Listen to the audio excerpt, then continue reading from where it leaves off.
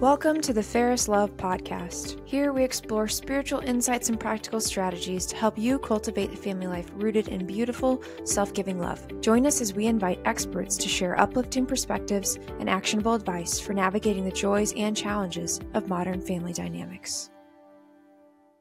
Welcome back to the Fairest Love podcast. Today we are very excited to have a special guest, Leticia Rodriguez, who is the director of IFFD, the whole world, throughout the whole world. So, Leticia, could you please explain to us kind of your role and what that means to be the director of IFFD? Great. I've been working for IFFD for almost 24 years now.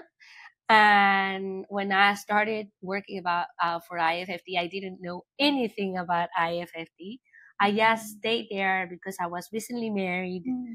I didn't have a job. And they told me that it was something about the family. And I said, great, so I'm going to start working here. But then I saw what it was, and it was so amazing. It helps so many families all over the world that I said, I really have to stay here, right? I thought I was recently married. I said, probably I'm going to get pregnant and I'm going to quit the job because I want to take care of my children. But then God had other plans and it took me 3 years to get pregnant.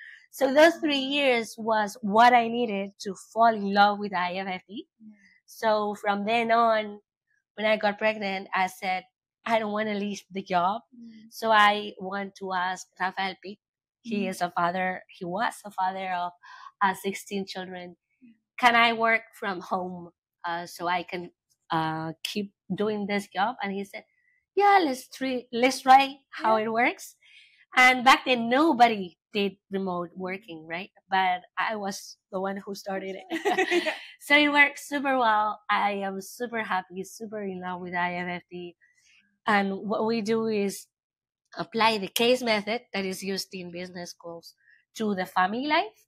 And it helps so much to bring the mom and the father around in the family. Because back then, when they started it, it was all moms doing all the job. And they didn't have the advantages and the talents and the strength of the husbands. So we were missing one side of story and one part of strengths. And from then on, it is great to see how much better a family is when you have both, when you have mom and dad. And this is what IFFD is for, having mom and dad together for their children. That's great. Okay, so you have the case method, which actually helps encourage communication, I think. Yes. Definitely. So when we talk about, we're here at the Family Enrichment Conference right now. So what is family enrichment? I know it's underneath that umbrella, but can you explain to our audience what family enrichment is? Because I know it has something to do with those case studies. Exactly. So family enrichment is basically applying the case method to the family. And what we do is we teach parents how to use the case method, which is identifying facts, then identifying problems, and then going to solutions. And it looks simple, but it's not so simple. So many people are not able to see facts. They only see facts with a very subjective point of view. So that is what makes communication in marriage so difficult, because they are seeing facts from very different perspectives. So if we teach them, no, you at least have to agree on facts. If you agree on facts, your discussion is going to go so much better, and you are going to be able to grow, to dig deeper into the problems. So you must agree on facts. You see, what are the facts here? The facts here are that this woman shouts once a week every time that she arrives from her work on Thursdays at 8. Okay? Some people might say, this woman is always shouting. No, she's not always shouting. She only shouts on Thursdays at 8 when she arrives from her job, right? So it's not the same to be always shouting as to only shout. Maybe you think it's more than enough. It's too much. Okay, that is a problem. It's too much shouting. Great, but at least the facts, you need to say that it's not the same to shout once a week than to shout always, okay? So then you move on to problems. And into problems, people don't have to agree. When you say, this is a problem for me, for example, my husband could say, for me, it is a problem that people arrive late. For me, it's not a big deal. I don't really care that people arrive late. But for my husband, it's a huge deal. So what I need to do is understand why he thinks that it is a big deal. So he thinks, I think it's a big deal because I think it's disrespectful with people's time. And then, yeah, I have never thought about that, right? So it's an opportunity for people to understand each other. So it's not, I think this is a problem. Great. Why do you think that is a problem? Please teach me. I want to know more, right? And this is not only done with your husband. So with the case method, what you do is you think about it yourself. Then you talk about it with your spouse. Then you talk about it with 4 other couples, and then you talk about it with 20 more couples. So your perspective keeps growing and growing, but little by little. So first you have your own thoughts, then you make them wider by talking with your spouse who probably thinks opposite to you in so many things. And then you talk with other people and you see this thing that my husband sees that way, totally opposite to mine. There are so many other husbands or wives who think alike to my husband. So you say, my husband is not so weird, or I am not so weird, because there are other people who think similar to me. So that is also very helpful. And then you go to the general session and you have 20 couples, 40 people saying different insights, and you say, wow, this is awesome. So it really gives you the opportunity in very little time to be exposed to so many different ways of seeing the world. That is super enriching. So much more enriching than reading any book, really, because a book is great. It's a great work of research and everything from one person. But this is, you are exposed to 40 people who are living your same situation. All of them have children under 3, or all of them have been married for less than 10 years, or all of them have teenagers, right? So we put them in a room, we give them a case with a situation that is similar to theirs, and let's start, right? And then also they learn to dig deeper into the problems and to find very creative and concrete solutions. And that is super helpful for them, because some people say, what is the solution? What is the solution? Well, you have to find your own solutions, right? So if you learn to find your solutions, it's so much better than I, from outside, tell you what is the solution of your case. So much better than I give you the tools and you and your husband, who are a great team, really think of the solutions. And you learn to do that by seeing other people do that. And you say, yeah, that's so creative. I had never thought about that solution. And that's so concrete. We could really try that. Let's see if it works for us. Right? So it's super helpful. That's excellent. Yeah. And I love that it's based off of facts. Yes. You can't argue with facts. Exactly. You cannot argue. So then it's, women who tend to be a little more emotional have to actually refer back to the facts, and the men who are more nitty gritty have to be, more in line with kind of those different perspectives that you're providing. Absolutely. Because normally the husbands are more rational, the women are more emotional, and that is what makes it very difficult. And sometimes it's the other way around. Maybe the husband is very emotional, the wife is very rational, but it doesn't happen so often that both are super rational, right? So if they were super rational, maybe this was not a huge deal to them. But most of the people have a huge deal because of this, because maybe it's not your husband that you have a difficulty with, but it's your children or your boss or your friends or your siblings, right? So it's always a very good tool for your life. Yes. And this is this is throughout the world. In the whole world. Study. So we are in 70 countries in all the 5 continents. So pretty much all America, North and South, all Europe, part of Asia, because obviously Russia is super big, but we are very few. We have very few people in Russia. China is super big, but we have very few people in China. But we are starting, we have started the fire there, and in Australia have been there as well. In Africa, in 8 countries, in all the countries that they have freedom of education and everything. And then you can start with family enrichment. Yeah, that's great. So one of the talks that you give to family enrichment is marriage, the masterpiece of our lives. Can you go a little bit and explain to us a little bit about that? When I think about marriage, I think of a masterpiece, because a masterpiece for me inspires effort and inspires beauty. I think both are needed. Sometimes we think, oh, this is so beautiful. Most of the beautiful things need effort, have a lot of effort behind, right?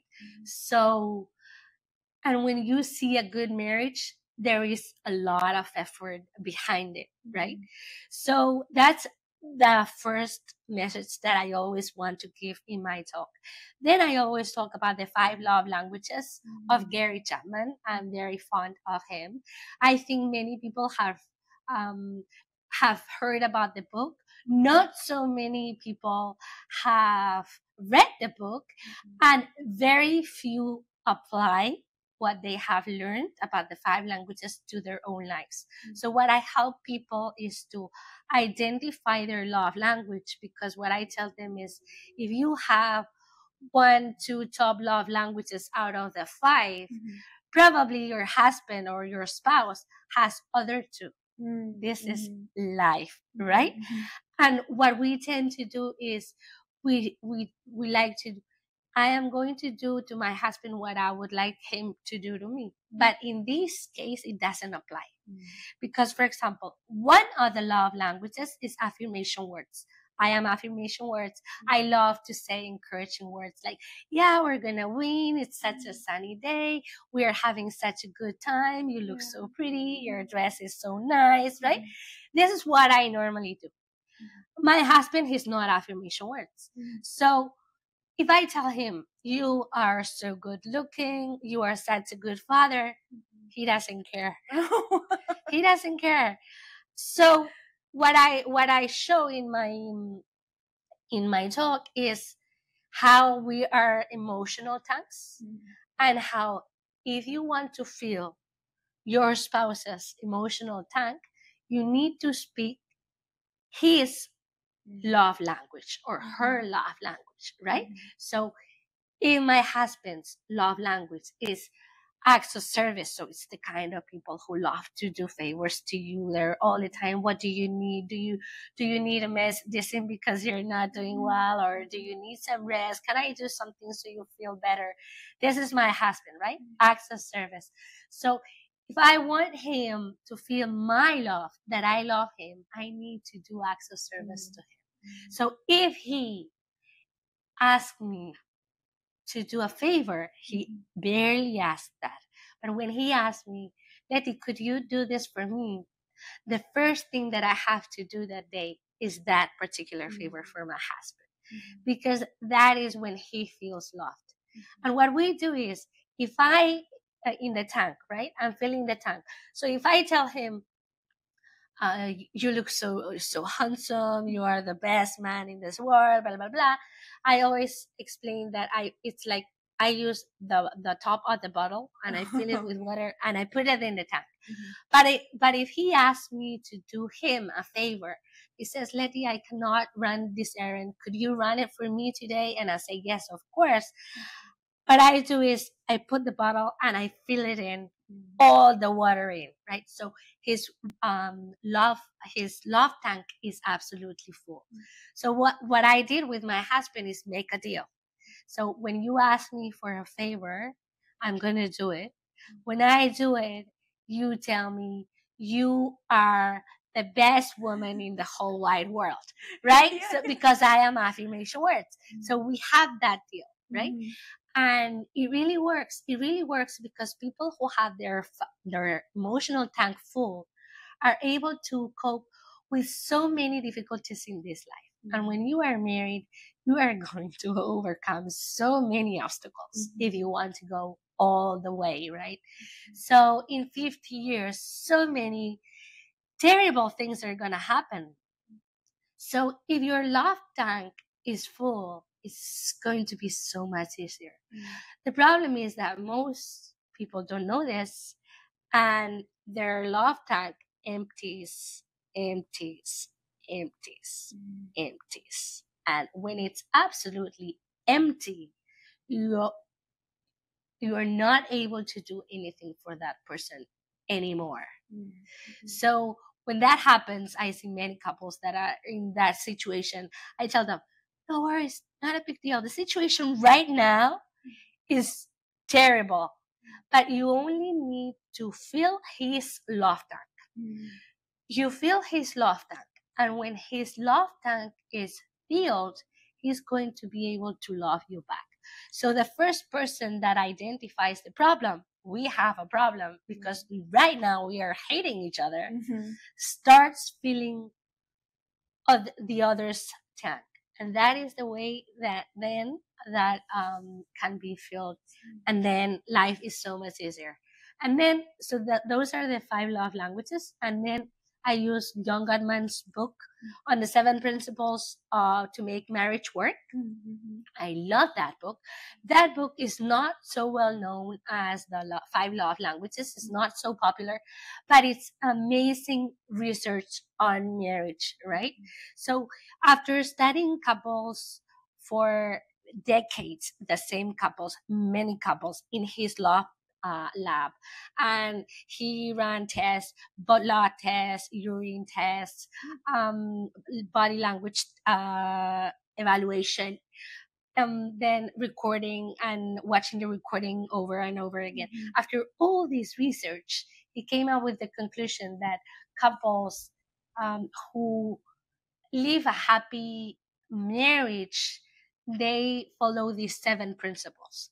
Out of these 7 principles that are all great and I love them, I normally focus on the 5th and the 6th, because he says that all the couples have only, at the end of the day, only 2 kinds of problems.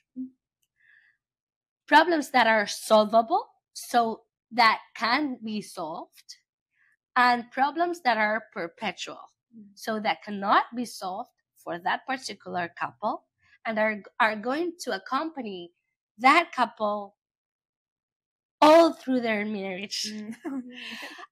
And it's very impressive to see the percentage. When I talk about the percentage, do you know what percentage of perpetual problems all the couples have? Not bad marriages, good marriages that are happily married. How much?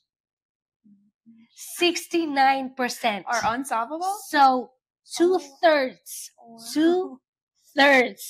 of the problems that any couple, bad or good couple, has are unsolvable. But knowing this is great, because sometimes you say, no, I chose badly. I just chose badly. I made a mistake. No, you didn't make a mistake.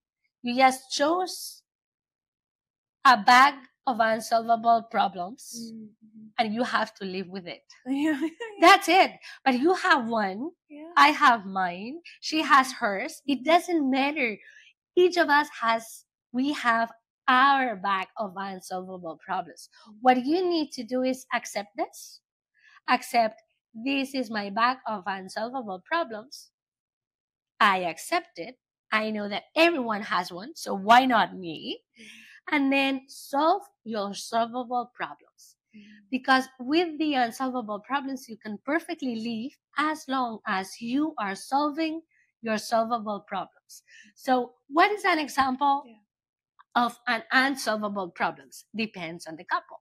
So many of them has to do with personality. So for example, I am a person who loves to make quick decisions.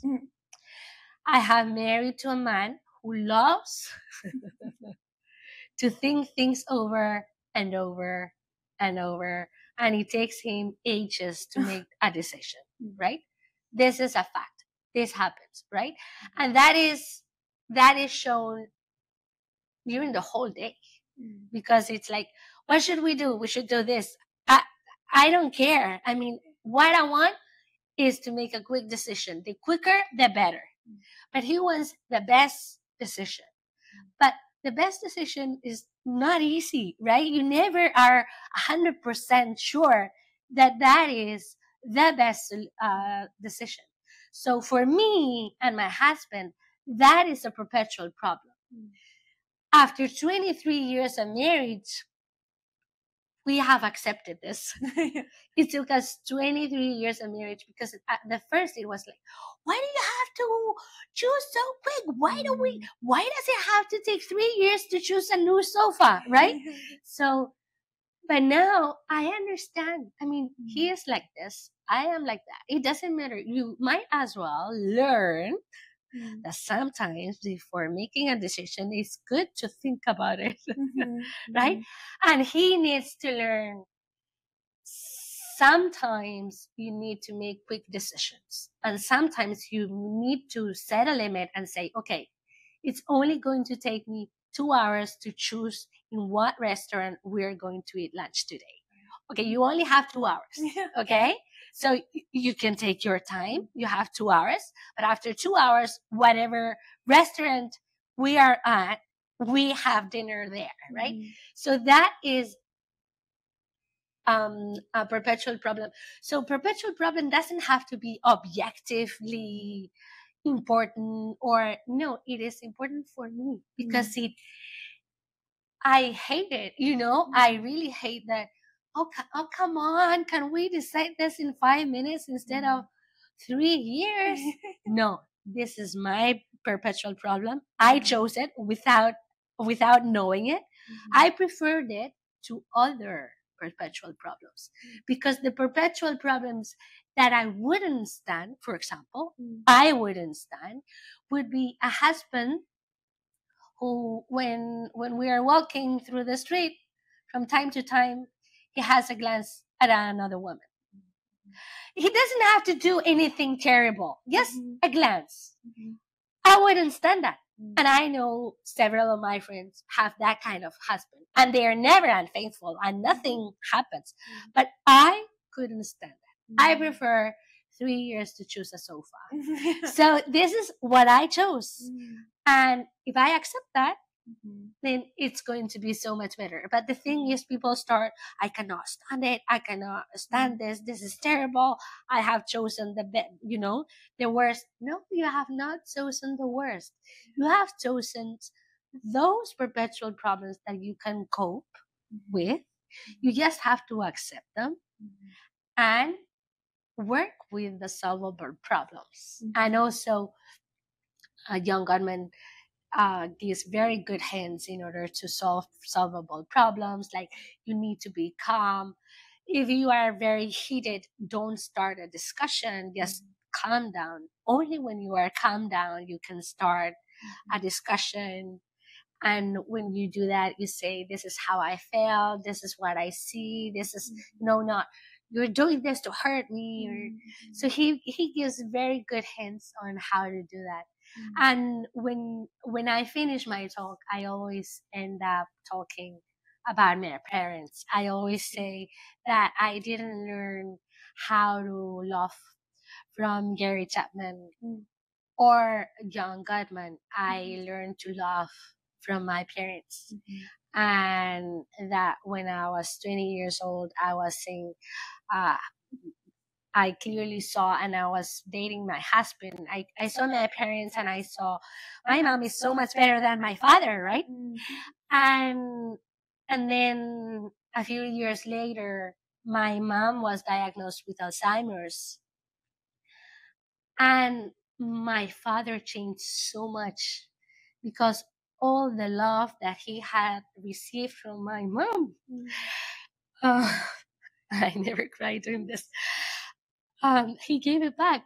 So he took care of my mom for 10 years, 15 years, super lovingly, and it was great. So we are given the opportunity to learn to love. Some learn earlier, some learn after. Yeah. And it is the greatest thing that we can teach to our children, our love, because we learn to love from the love that our mom and dad have. So thank you so much. I have never cried talking about this. I'm always very good at not crying at this very moment. So beautiful. No, I love that. And that goes into your masterpiece, Exactly. That idea, that this whole thing. So it's absolutely worth it when I say we are called to love.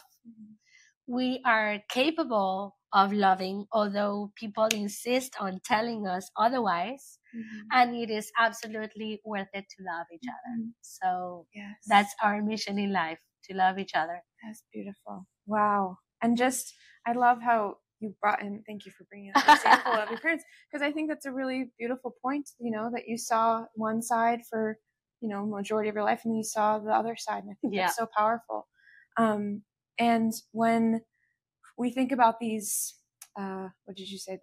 The unsolvable problems, or things like that. Like, I think we can go into marriage not absolutely seeing them or not understanding what they are. Absolutely. But then, and also like with couples who might not understand each other's love languages, how would you encourage them to kind of maybe take that step into that direction of, okay, let's understand. Let's start with love languages, because I know that's a big part. Exactly, because love language, it's so easy. It's so easy. You can see that when I meet a person, for me, it's super easy to see, is this a touch person? Touch is the people who need to touch. They show their love, touching, being close, giving hugs, giving kisses, giving hands, but strong shaking, So, and then there is quality time, people who love to do things, but what they love to do with the people they love, right? So my husband, for example, loves Iron Maiden. So heavy metal. Do I look like a heavy metal girl, right?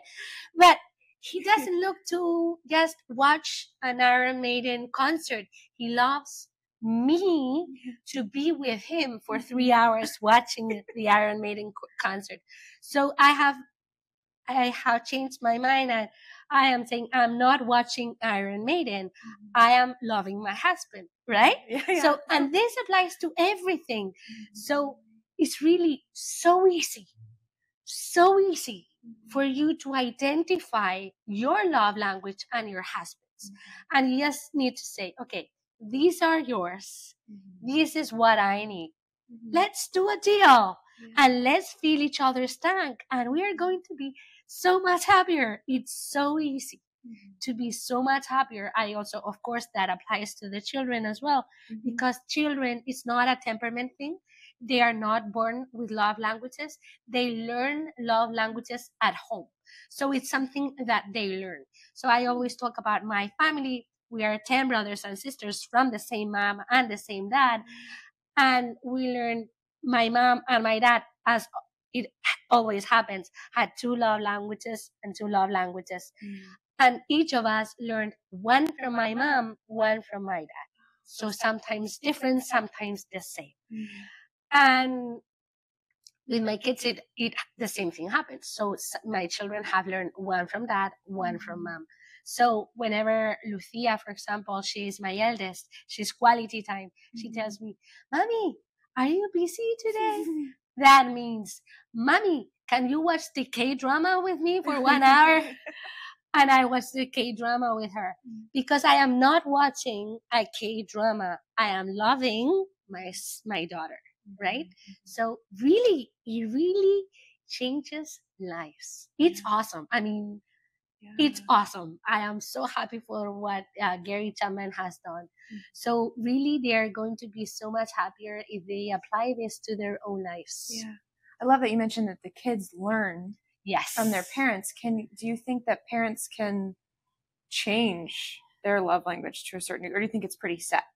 It's pretty set. I can learn other love languages. For example, mine were words of affirmation and physical touch. But now, because I am always trying to love my husband in his love languages, which are quality time and acts of service, I am learning that language. But it's like when you learn a language, when you have learned a language at home when you were 2, you never forget that language. When you have learned a language when you are 20, you have an accent, right? So you are going to have an accent, but it's okay. At least you're doing the effort. So it's nice. So of course you learn love languages, but you learn them better if you are aware. If you are not aware, it's not so easy. When you are little, you don't need to be aware. You just learn it. When you are older, you need to be aware to learn it. And sometimes it happens that, for example, in my family, I was very fortunate because I had a mom and a dad at home. When I travel all over the world, one of them, and I was last year in Canada, all over Canada. One of the women after my talk told me, I don't know, I don't feel identified with, I think I have all of them. And I said, no, you don't have all of them because I gave you a hug and your hug was not very strong. So I can identify touch, right? Because it's my love language. So, and then she came back to me and she said, I know I don't have 2 very strong love languages because my dad abandoned us. So I was raised by my 2 pair of grandparents and my mom. So that makes real sense because she was exposed to 4 different love languages, but not in the same intensity as I was. So that's why she felt like she had the 5, but with less intensity. So of course, when you only have a single mom, you are exposed to 2 love languages, not to 4. It's great when you are exposed to 4 because, it's so much better when you are exposed to Spanish, English, Arabic, and Chinese than when you are exposed to Spanish and English, right? It's simply better. So, more exposure means easier to get along with other people, too. Easily, much easier. That's great. Okay. Awesome. And what would you say for our parents that listen to this podcast? Like, maybe the ones that are in the thick of it with those unsolvable issues. Do you have any advice for them who, are like, we disagree? Yeah. It doesn't matter. You didn't make a mistake. Everyone goes through this. Just accept them. You have accepted, you have chosen the right ones. We really make great decisions without being very conscious of it. We fall in love with people who are very compatible with us. Very different, but compatible. So I really married a man. I fell in love with a man who was totally different to me. And that happens to everyone. So back then, when I was in love, and this is a good trick, you only see what is similar to both. From then on, you start to see the differences. But it's great because otherwise you wouldn't marry him or her, right? But those differences are great. Differences create life.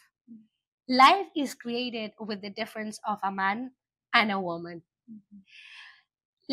life is created with the difference of two different personalities, two different people, two different love languages, two different everything. Differences sometimes are hard to handle, but they are good. We can learn so much from differences. So I really think that is what he says, what John Gottman says is you have to become a dream detective. You need to see why is it that your husband loves to take so long to make a decision, or why is it that your husband loves to save money instead of expending money, right? Because there are other, for example, another problem that is many times perpetual is that she is an expender. She loves to expend money. It's like she's always on Amazon buying things. And he hates it when money goes out of the bank, right?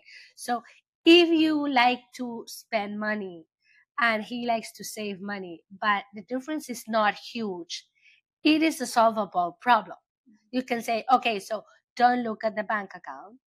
Don't worry, I'm not gonna spend all the money. That's it, right? But when you marry someone who, for whom security in life is in the money, because he didn't have money when he was a child, he was very poor, and he's like, if I have money, then I'll be secure. I'll be comfortable. And you marry someone who, for other reasons, is totally opposite, then you have a perpetual problem. For example, I know that is a problem that I wouldn't have chosen. So that is a perpetual problem I wouldn't have chosen. I couldn't be married to a man who needs to save so much, because I have a problem with that. My dad was a saver, and I have a kind of trauma with that, right? So I need to spend a little money. I am not an expender, no, but I need to spend a little money. So I'm okay with the solvable problem. He likes to save more than me. I like to spend more than him, but we're okay,